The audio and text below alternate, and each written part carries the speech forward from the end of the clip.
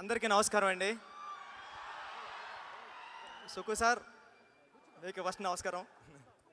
Sir Shankar గారు, మీ సినిమాలు చూస్తూ పెరిగామండి మేము. మాది పిఠాపురం.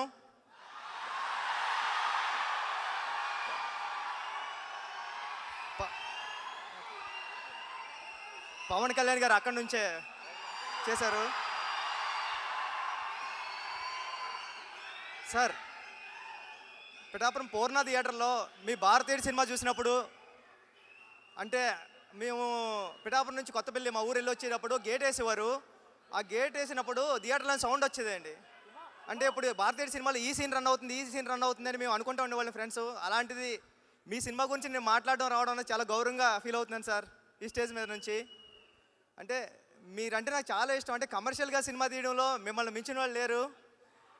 మామూలు డైరెక్టర్లు అందరూ మనుషులతో సినిమా చేస్తే మీరు రోబోలతో చేశారు. అంటే ఇప్పుడు భారతీయుడి సినిమాలో ఫస్ట్ షాటే చీపురు మీద వేశారు సార్ మీరు.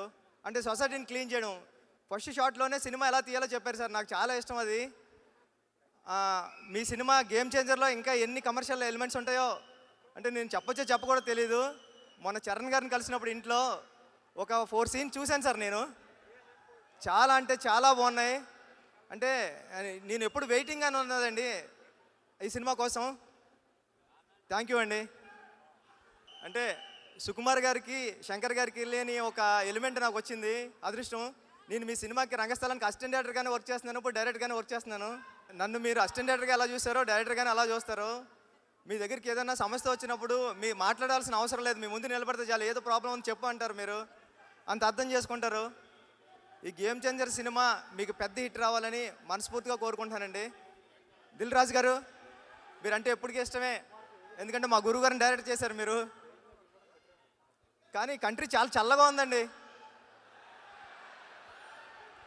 అంటే ఫ్రీక్వెంట్గా ఇండియా నుంచి అమెరికా రావడం కానీ అమెరికా నుంచి ఇండియా వెళ్ళడం కానీ జరగకపోవచ్చు, కానీ మన అందరినీ కలపడానికి ప్రతి శుక్రవారం ఒక సినిమా వస్తూ ఉంటుంది. ఈ శుక్రవారం సంక్రాంతికి గేమ్ చేంజర్ వస్తుంది.